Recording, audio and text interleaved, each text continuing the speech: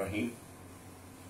अस्सलातु वस्सलामु अलैका या सय्यदी या रसूल अल्लाह व अला आलिका व अस्सहाबिका या हबीब अल्लाह।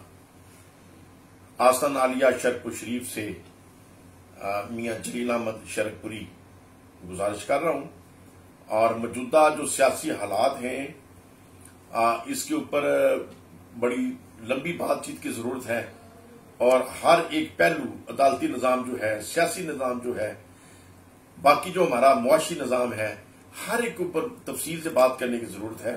और इंशाअल्लाह ताला मैं इसके ऊपर जरूर इरादा रखता हूं कि अपने लीडरान और अवाम नास की रहनुमाई के लिए अपनी गुजारिशात पेश करूं। फिलहाल सिर्फ मैं सियासी निजाम के ऊपर जरूर बात करनी चाहता हूं ताकि मेरी बात सुनने वाले अपने अपने लीडरान को जहां तक वो बात पहुंचा सकते हैं उन तक पहुंचाएं और अगर ये बात उन्हें समझ आ जाए तो मैं समझता हूं हमारा सियासी कल्चर ठीक हो जाएगा। सबसे पहली जब बात तो ये है कि जो मौजूदा सियासी निजाम है, देखिए इसी निजाम के तहत मैं मेंबर कौमी असम्बली मुंतखब हुआ, इसी निजाम के तहत मैं जिला नाज़िम शेखुपुरा मुंतखब हुआ, इसी निजाम के तहत आज मैं मेंबर सूबाई असम्बली हूं, लेकिन इसके बावजूद मैं इस निजाम को ठीक नहीं समझता।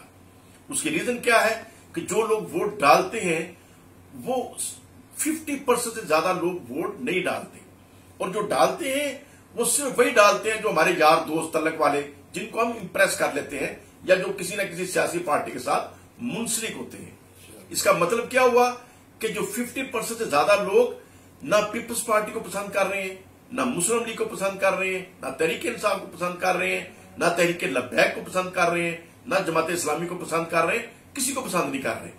तो मैं ये समझता हूं कि जो बंदे वो घर बैठे हुए हैं, जो 50% के लगभग तकरीबन हर हल्के में निकल आते हैं, अगर उनको वोट डालने पे मजबूर कर दिया जाए तो वो रियल राय देंगे। और इसका हल क्या है कि वोट कंपलसरी कर दिया जाए। जब वोट कंपलसरी होगा कि जो बंदा वोट नहीं डालेगा उसका शनाख्ती कार्ड कैंसिल कर दें और फिर वो नादरा के दफ्तर जाके कम से कम मिनिमम एक फाइन मुकर्रर किया जाए, वो जुर्माना पे करे और उसका कार्ड बहाल किया जाए। इससे क्या होगा कि हर बंदा हर सूरत वोट डालने जाएगा अपने आप। और वो जो 50% से ज्यादा लोग जो वोट नहीं डालते, जो किसी से मुतासर नहीं है, जब वो वोट डालने पे मजबूर होंगे तो वो अपनी रियल राय देंगे और सही फैसला करेंगे। और ये नहीं होगा कि जिसने 100 में से 30 वोट लिए वो एमएनए हो गया और वो एमपी हो गया। कम से कम 51% से ज्यादा वोट लेने वाला ही मेंबर कौमी असम्बली और सूबाई असम्बली होना चाहिए। तो अगर ये इस्लाहात कर दी जाए तो मैं समझता हूं कि पाकिस्तान के अंदर जो जमहूरी कल्चर है, रियल जमहूरी कल्चर आएगा और जो खामियां वो भी ठीक हो जाएंगी। और इस तरीके से दूसरा फायदा क्या होगा कि जो कैंडिडेट्स को करोड़ों रुपया खर्च करना पड़ता है वोटरों को पोलिंग पे लाने के लिए, वो खर्च किसी का नहीं होगा। हर किसी ने अपने पल्ले से भला वो रक्षा पकड़ के जाए, उसने जाना ही जाना है, क्योंकि वरना उसे पता है कि मेरा शनाख्ती कार्ड कैंसिल हो जाएगा, नादरा के दफ्तर चक्कर लगाने पड़ेंगे, जुर्माना भी देना पड़ेगा, बेहतर मैं आज वोट डाला हूं। तो जब वोट डालने हर बंदा जाएगा तो गरीब बंदा भी इलेक्शन लड़ने की अहलियत रख सकेगा। तो लिहाजा मेरी ये गुजारिश है तमाम कायदीन को, तमाम सियासी जमातों के बड़ों को कि इसके ऊपर गौर करें और वोट को कंपल्सरी कर दें। Election commission of Pakistan, chief justice of Pakistan भी इस बात का नोटिस अगर लें कि वोट को कंपल्सरी कर दिया जाए।